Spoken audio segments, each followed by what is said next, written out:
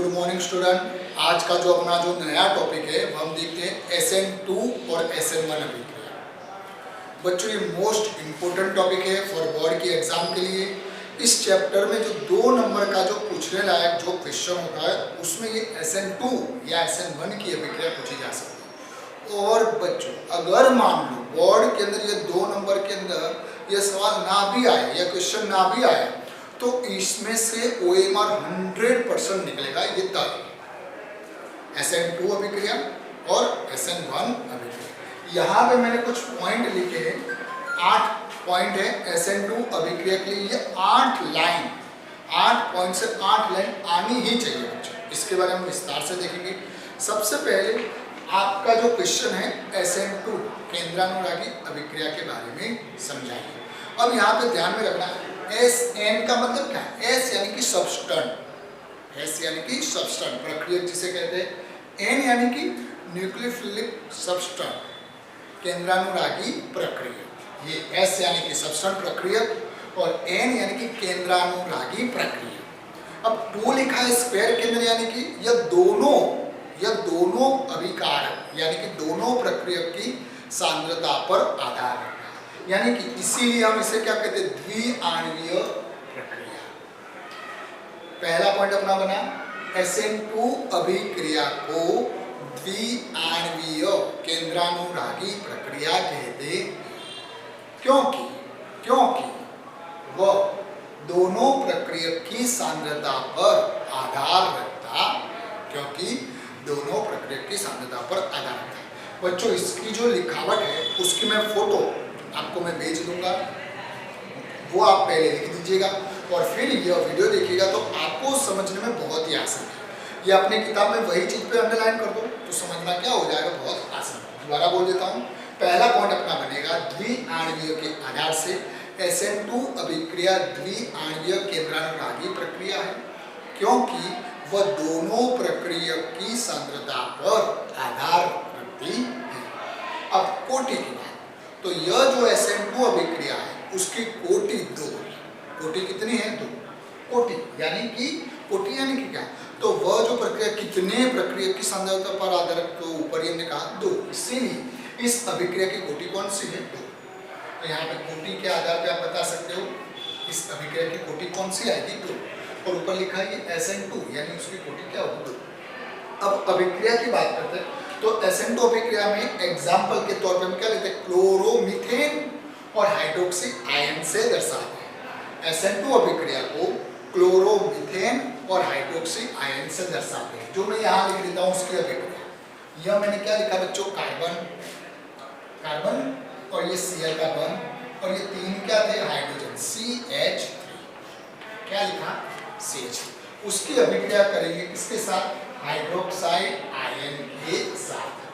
Hydroxide ion, जब उसकी hydroxide ion के साथ बच्चों जब अभिक्रिया होती है, ध्यान में देने वाली बात है, यह जो कार्बन है, ये जो कार्बन है उसके 3 हाइड्रोजन मैं अब इस तरह से दर्शा देता हूं।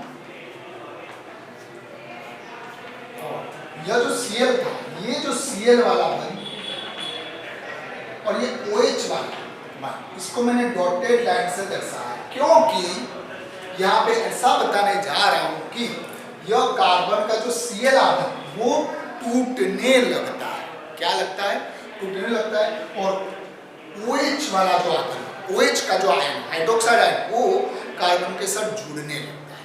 यानी कि इस तरह से बता रहा हूं मैं कि Cl आयन धीरे-धीरे Cl आयन धीरे-धीरे टूटने लगता है और COH आयन धीरे-धीरे जुड़ने लगता है। इसीलिए हमने इसको कैसे बता दिया? डॉटेड लाइन से बताया। और जब अभिक्रिया होती है, पूर्ण होती है, तब इस तरह से बनती है। कार्बन के ऊपर हाइड्रोजन, कितने हाइड्रोजन थे? 3। और ये Cl का प्रतिस्थापन हुआ। Cl का प्रतिस्थापन किसके द्वारा हुआ? OH के द्वारा। किसके द्वारा बच्चों? OH के द्वारा हो जाता है। यह SN2 की अभिक्रिया है। क्लोरोमीथेन की हाइड्रोक्साइड आयन के साथ अभिक्रिया करेंगे तो C आयन धीरे-धीरे टूटेगा और OH हाइड्रोक्साइड आयन वो कार्बन के ऊपर जुड़ने का प्रयास करेगा। अब जुड़ गए हैं।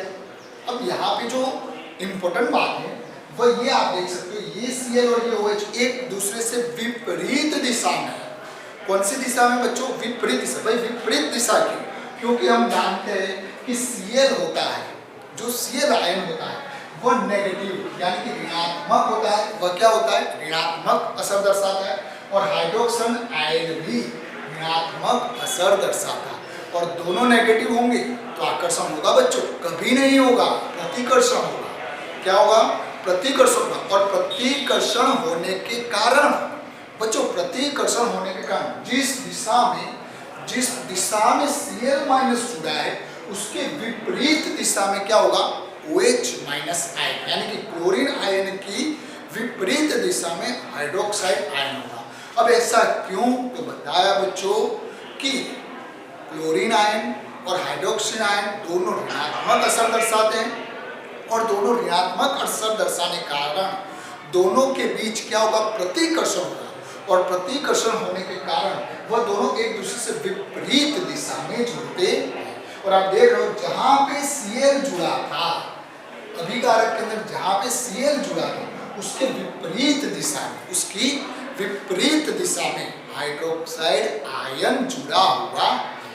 अब यहाँ पे जो दोबारा पहले से हम शुरुआत करते हैं, द्विआण्विक प्रक्रिया क्यों है द्विआण्विक? क्योंकि दोनों अभिकारक की सांद्रता पर आधार रखता है। ये जो Cl आबंध को तोड़ने के लिए OH उतना प्रबल होना चाहिए कि Cl आबंध तोड़ दे। इसी तो कहता द्विआण्विक केंद्राणुनाभिक प्रक्रिया दोनों अभिकारक की सांद्रता पर आधार रखता है, इसलिए पोटी कौन सी है? फिर मैंने अभिक्रिया के बारे में बताया, यही लिखावट आपको लिखनी जो अभी मैं बोल रहे हैं। फिर कहा एक ही समतल। एक समतल का मतलब क्या? तो ये जो आपको बताया, ये तीनों कार्बन, ये पांचों जो आयन है वो एक ही समतल, क्या है बच्चों? एक ही समतल में जुड़े, कोई समतल से बाहर नहीं। दूसरा बताया वन स्टेप, यानी कि ये जो SN2 अभिक्रिया है वो एक स्टेप में होने वाली अभिक्रिया। SN2 जो अभिक्रिया है एक ही चरण में होने वाली अभिक्रिया। कई अभिक्रिया 2 चरण 3 चरण की होती है, वैसे ये जो SN2 अभिक्रिया है यह मध्यस्थी उत्पाद नहीं है बच्चों, यह मध्यस्थी उत्पाद नहीं है। ये तो ऐसा लिखा है आपको समझाने के लिए कि ऐसी अभिक्रिया होती है, वरना ये अभिकारक और यह क्या होगा? उत्पाद, बीच में इस तरह से अभिक्रिया होती है, यानी यह आपकी मध्यस्थी उत्पाद नहीं है। यह बताने के लिए हमने लिखा है कि अभिक्रिया एक चरण के अंदर क्या हो जाती है? कंप्लीट हो जाती है। यहाँ हम देखेंगे अभिक्रिया में जो अभिकारक है उस कार्बन का संकरण कौन सा है बच्चों? sp3। और उत्पाद में जो कार्बन है उसका भी संकरण कौन सा है? sp3। हमें कैसे पता चलेगा कि कार्बन का संकरण sp3? तो बच्चों आपको 11वीं कक्षा में ही बता दिया था, अगर कार्बन 4 सिग्मा आबंध से जुड़ेगा, अगर कार्बन 4 सिग्मा आबंध से जुड़ेगा तो उसका संकरण sp3 होगा। यहाँ पे भी 4 सिग्मा आबंध से जुड़ा है, यहाँ पे भी 4 सिग्मा आबंध से जुड़ा है, यानी SN2 अभिक्रिया में पहले कार्बन sp3 संकरण दर्शाता है, फिर जब क्लोरीन आयन टूटने लगता है और हाइड्रोक्साइड आयन जुड़ने लगता है तब उसका संकरण कौन सा हो जाएगा? sp2। कौन सा हो जाएगा बच्चों? यहाँ पे sp2 और फिर वापस sp3 के अंदर कन्वर्ट हो जाता है। कंप्लीट। अब विपरीत दिशा जो अभी मैंने समझाया था कि जहां पे क्लोरीन आयन जुड़ा है उसके विपरीत दिशा में ही हाइड्रोक्साइड आयन जुड़ेगा। अब इस अभिक्रियाशीलता का क्रम, तो यह जो था यह CH3X उदाहरण लिया है।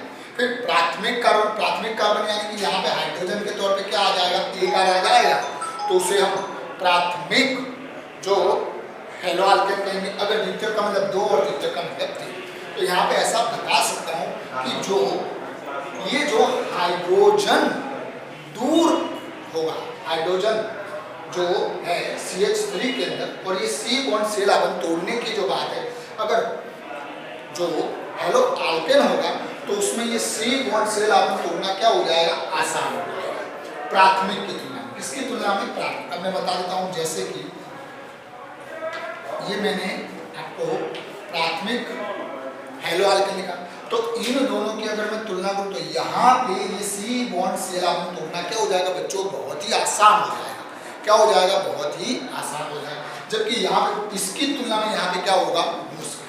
अब अगर ऐसा एक और लिखो, यहाँ हाइड्रोजन, ये भी आर, ये भी आर, यानी द्वितीयक हुआ, तो यहाँ पे इन दोनों की अगर मैं बात करूँ तो यहाँ पे क्या हो जाएगा, आसान, यहाँ पे क्या हो जाएगा, मुश्किल। यानी कि अभिक्रियाशीलता का क्रम मैंने आपको बता दिया कि जो हेलो एल्केन है, ठीक है, हेलो जो एल्केन है उसमें जो CH3X में जो C बॉन्ड X जो बंद टूटने का जो दर होगा वो बहुत ही आसान होगा। जैसे जैसे हम द्वितीयक की ओर जाएंगे तो वह क्या होगा, मुश्किल होगा। कंप्लीट इस तरह की जो बात है, आशा रखता हूँ यह जो SN2 की जो अभिक्रिया है आपको समझ में आ गई होगी। मेन बात ये 8 शब्द आपको ध्यान में रखने, द्विआण्वीय, द्विआण्वीय से अपनी बात बताओ, कोटि, कोटि से अपनी बात बताओ, CH3Cl, क्लोरोमीथेन और हाइड्रोक्साइड आयन से अपनी बात बताओ, एक समतल की बात बताओ, फर्स्ट स्टेप एक ही चरण, sp3 शुरुआत में, फिर sp2, फिर वापस sp3, विपरीत दिशा क्रियाशीलता का, बस अगर इतनी चीज हमने बता दी तो ये जो अपना जो SN2 जो वो अपना जो क्या हो जाएगा, कम। यानी अभिक्रियाशीलता का सबसे अधिक अभिक्रिया कहाँ होगी, यहाँ, और सबसे कम अभिक्रिया कहाँ होगी, द्वितीयक। कंप्लीट बच्चों, आशा रखता हूँ यह जो SN2 की अभिक्रिया है आपको समझ में आ गई होगी। अब हम नेक्स्ट जो देखते हैं स्टूडेंट, जो हमारा जो दूसरा क्वेश्चन है SN1 की अभिक्रिया, यानी कि SN1 की अभिक्रिया के बारे में बताना है। जैसे अभी हमने SN2 देखा था वैसे SN1 के भी कुछ पॉइंट है जो मैंने लिखे। सबसे पहले SN1 यानी कि यहाँ वहाँ 2 था, यहाँ पे 1 है, इसलिए मैंने लिखा एक आणवीय, यानी कि जो SN1 अभिक्रिया है उसे एक आणवीय केंद्रानुरागी प्रतिस्थापन अभिक्रिया कहते हैं।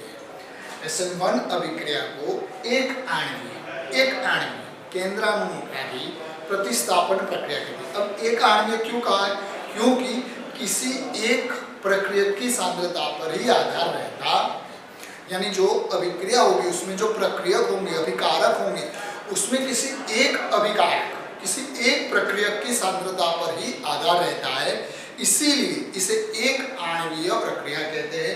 इसीलिए जो इसकी जो कोटि होगी बच्चों वह क्या हो जाएगी, एक हो जाएगी। कोटि एक क्यों होगी, क्योंकि एक ही अभिकारक एक ही प्रक्रिया की सांद्रता पर आधार दर्शाता है, इसलिए। अब इसका एक एग्जाम्पल लेकर यह SN1 अभिक्रिया देखते हैं, तो एग्जाम्पल के हमें क्या लेना है, तृतीयक, सामान्य नाम बोल रहा हूँ, तृतीयक ब्यूटाइल ब्रोमाइड लेना है और हाइड्रोक्साइड आयन से यह अभिक्रिया समझनी है। तो यहाँ पे आप देख सकते हो बच्चों, मैं बोर्ड पे तृतीयक ब्यूटाइल ब्रोमाइड लिख रहा हूँ, CH3 ये तृतीयक हुआ और तृतीयक ब्यूटाइल, उसकी अभिक्रिया हमें करनी है किसके साथ, हाइड्रोक्साइड आयन के साथ। जब उसकी अभिक्रिया हम करेंगे तो जो पहला स्टेप होगा, जो पहला स्टेप होगा अभिक्रिया का, जो फर्स्ट स्टेप होगा वह स्लो, क्या होगा, स्लो, यानी कि मंद अभिक्रिया, मंद अभिक्रिया ऐसा हम कह सकते हैं, स्लो स्टेप है। और जब पहला प्रक्रिया होगी तब क्या होगा, ध्यान में रखिएगा, कैटायन, क्या बन जाएगा, कैटायन, यह जो कार्बन कैटायन बनेगा और ब्रोमाइड आयन क्या हो जाएगा बच्चों, क्या हो जाएगा, यानी यह अभिक्रिया में लिखिए, तृतीयक ब्यूटाइल ब्रोमाइड लिया, उसके हाइड्रोक्साइड आयन के साथ जब हम अभिक्रिया करेंगे तो पहला स्टेप स्लो, यानी कि वेग निर्णायक स्टेप भी कहेंगे, स्लो स्टेप है, इसलिए तब क्या बनेगा, कार्बोकैटायन बनना, क्या बन जाएगा, कार्बोकैटायन और ब्रोमाइड आयन अलग। वहां पे आपने देखा था कि एक तरफ से Cl जुड़ रहा था और Br क्या हो रहा था, सॉरी Cl टूट रहा था और हाइड्रोक्साइड आयन क्या हो रहा था, जुड़ रहा था। ऐसा हमने SN2 के अंदर देखा। यहाँ पे ऐसा नहीं, भाई यहाँ पे ऐसा क्यों नहीं, क्योंकि केवल तृतीयक ब्यूटाइल ब्रोमाइड यह जो अभिकारक की सांद्रता पर आधार रहता, इसकी सांद्रता पर आधार रहता नहीं, केवल इसी की सांद्रता पर आधार रहता है, यानी इसकी कितनी भी कम सांद्रता कोई प्रॉब्लम होती नहीं। हाइड्रोक्साइड आयन या कोई अन्य भी केंद्रानुरागी अभिकारक हो जिसकी जो सांद्रता इसकी से भी क्या हो कम, तो भी कोई प्रॉब्लम होता नहीं। यह एक ही अभिकारक की सांद्रता पर आधार रखता है, इसीलिए क्या बना बच्चों, कैटायन बनता। अब कैटायन बनने के बाद क्या होगा बच्चों, तो यहाँ पे हम देख सकते हैं, यह मैं कैटायन लिखता हूँ CH3 CH3 CH3, उसकी हाइड्रोक्साइड आयन के साथ अभिक्रिया होगी, कार्बोकैटायन की हाइड्रोक्साइड आयन के साथ अभिक्रिया होगी। अब ये जो होता है वह कैसा होता है, फास्ट। यह कैसी रिएक्शन है, झड़पी रिएक्शन है, फास्ट रिएक्शन है। अब ध्यान देना है बच्चों, यहाँ पे तृतीय ब्यूटाइल हाइड्रोक्साइड बन जाएगा, क्या बन जाएगा, तृतीय ब्यूटाइल हाइड्रोक्साइड। अब यहाँ पे जो बच्चों OH है वो इस तरफ भी जुड़ सकता है और चाहो तो इस तरफ भी जुड़ सकता है। जैसा SN2 के अंदर प्रतिकर्षण था वैसा वहां पे होगा। यहाँ तो बहुत ही झड़पी जुड़ेगा। भाई क्यों झड़पी जुड़ेगा, क्योंकि ये कैटायन है, यह प्लस और माइनस आकर्षण होगा, कहीं पे भी जुड़ सकता है। जहां भी Br था उस दिशा में भी जुड़ सकता है या उससे विपरीत दिशा में भी OH हाइड्रोक्साइड आयन जुड़ सकता है। क्यों भाई, क्योंकि ये कैटायन है। पहले भले ही Br था लेकिन अब तो है। और यहाँ इसीलिए हम इस अभिक्रिया को एक आणवीय केंद्रानुरागी प्रतिस्थापन अभिक्रिया कहते हैं, क्योंकि केवल एक ही प्रक्रिया की सांद्रता पर आधार रहता, दूसरे प्रक्रिया की सांद्रता पर आधार रहता नहीं। अब दूसरा कौन था, तो OH हाइड्रोक्साइड आयन की सांद्रता पर आधार रहता नहीं, इसलिए कैटायन बना। कैटायन के हाइड्रोक्साइड आयन या कोई अन्य भी केंद्रानुरागी अभिकारक हम लेंगे तो उसके साथ फास्ट रिएक्शन होगी और कोई भी तरह से जुड़ सकता है। अब दोबारा सारी बात, एक आणविक क्यों वो पता है, कोटि एक क्यों, क्योंकि एक ही अभिकारक एक ही प्रक्रिया की सांद्रता पर आधार रहता है। इसकी अभिक्रिया बताइए, जो अभिक्रिया में मैंने अभी लिखा वो बोला वही उसके लिखावट में लिखना है बच्चों।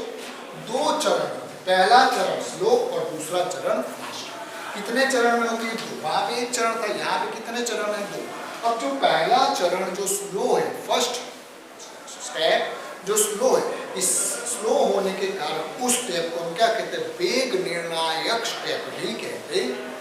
और दूसरा चरण जो है वो क्या है, फास्ट है।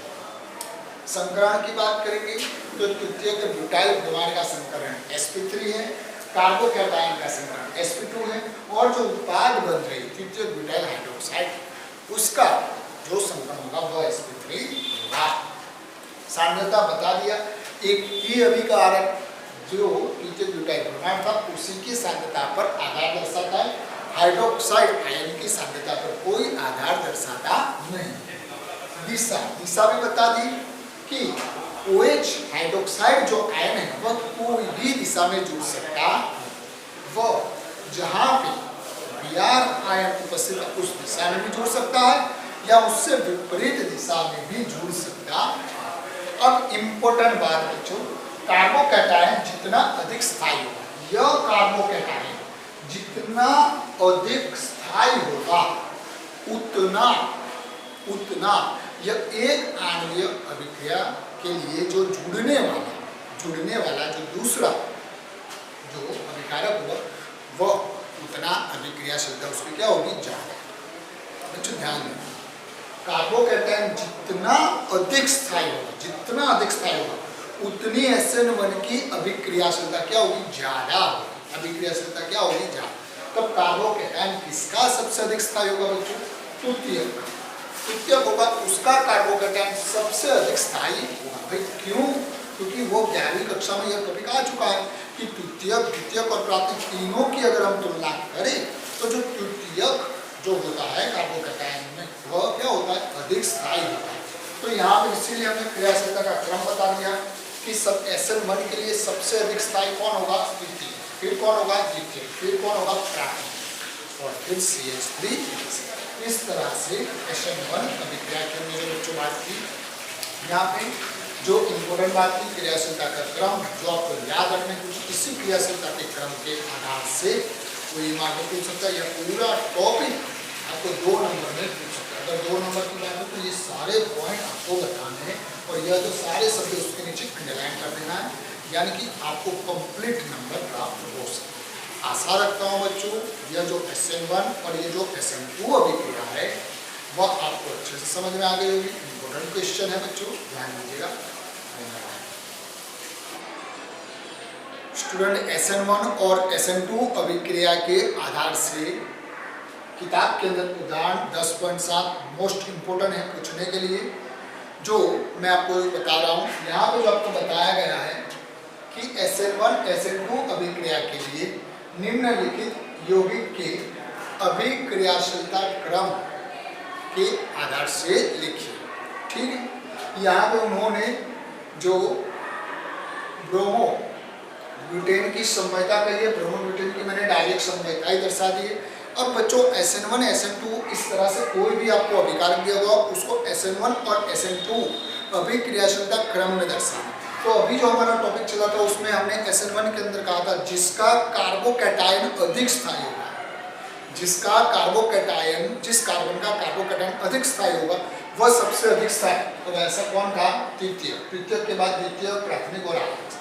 और जबकि SN2 के अंदर हमने पढ़ा था कि जो आसानी से बंध तोड़ दे उसकी अभिक्रियाशीलता क्या होगी? सबसे ज्यादा। तो आसानी से कौन तोड़ देता था? RX, उसके बाद प्राथमिक, उसके बाद द्वितीय और उसके बाद तृतीय। उस तरह से देखा था हमने। अब यहाँ पे दो जो स्ट्रक्चर है उसके आधार से मैं आपको बता रहा हूँ। सबसे पहले मैं इसकी बात कर देता हूँ। तो यहाँ पे आप देख लीजिए, अगर मैं सबसे पहले मुझे SN1 की अभिक्रिया इसकी लिखनी है, SN1 की इसके बारे में लिखना, तो SN1 के अंदर सबसे पहले हमें क्या देखना है? तृतीयक देखना है। क्या देखना है? तो यहाँ पे देखोगे तो ये ब्रोमीन जिस कार्बन से जुड़ा है वह कार्बन अन्य कितने कार्बन से जुड़ा है? एक। तो यह कार्बन क्या हुआ? प्राथमिक। ब्रोमीन जिस कार्बन के साथ जुड़ा है, ब्रोमीन इस कार्बन के साथ जुड़ा है, CH लिखा है, यहाँ CH2 दिया और ये CH। ब्रोमीन किस कार्बन के साथ जुड़ा है? ब्रोमीन किस कार्बन के साथ जुड़ा है? इस कार्बन। और यहाँ CH2 लिखने का इस तरह से मतलब आ जाएगा बच्चों, यह CH। ठीक है, यानी कि ब्रोमीन जिस कार्बन के साथ जुड़ा है वह अन्य कितने कार्बन के साथ जुड़ा है? आप देख सकते हो, ब्रोमीन जिस कार्बन के साथ जुड़ा है वह अन्य, यह कार्बन अन्य कितने कार्बन के साथ जुड़ा है? एक कार्बन के साथ जुड़ा नहीं। यह जो कार्बन आएगा वह अन्य एक के साथ जुड़ा है, यानी यह भी अपना क्या हो गया? प्राथमिक हुआ। वैसे अगर हम यहाँ देखेंगे, यह जो ब्रोमीन जिस कार्बन के साथ जुड़ा है, यह ब्रोमीन जिस कार्बन के साथ जुड़ा है, यह जो कार्बन है वह अन्य कितने कार्बन के साथ जुड़ा है? एक, दो। ये ब्रोमीन को मैं इस तरह से लिख सकता हूँ, नीचे भी दर्शा सकता हूँ। जब यह मैं कहाँ दर्शा दूँ? नीचे दर्शा दूँ। ठीक है, तो यह कार्बन अन्य कितने कार्बन के साथ जुड़ा है? दो कार्बन। तो यह क्या आ गया? द्वितीयक आ गया। कौन सा आ गया? द्वितीयक। और ये जो आपका कार्बन था अन्य कितने कार्बन से जुड़ा है? तीन। इतना आगे। अब यहाँ पे देखेंगे तो ये जो ब्रोमीन जिस कार्बन के साथ जुड़ा है ये RX के तौर पे हो जाएगा कि नहीं हो जाएगा? ये किसके तौर पे हो जाएगा? RX। और ये जो है वो अन्य एक प्राथमिक के तौर पे लिख सकते हैं। तो SN1 अभिक्रिया के लिए हम देख सकते हैं सबसे पहले सबसे अधिक स्थायी कौन होगा? तृतीय। तो मैं SN1 के लिए वह जो क्रम होगा उसमें सबसे पहले क्या आएगा? CH3। उसको मैं इस तरह से दर्शा दूँ, 1, ये मैंने लिखा। यह इसके लिए SN1 तृतीयक, यह जो तृतीयक होगा वह क्या होगा? सबसे अधिक स्थायी। उसके बाद कौन आ जाएगा? द्वितीय। तो ये द्वितीयक वाला मैं लिख देता हूँ, CH3 CH2 CH CH3 इसकी तुलना में यह अधिक स्थायी। द्वितीयक का द्वितीयक के बाद कौन आएगा? प्राथमिक आएगा। तो इनमें देखो प्राथमिक कौन है? यह है। तो CH3 bond CH bond CH3 bond CH2 bond CH3 CH2 CH2 CH2 complete. यह SN1 का क्रम है। यह कौन सा क्रम हुआ? SN1 का क्रम हुआ।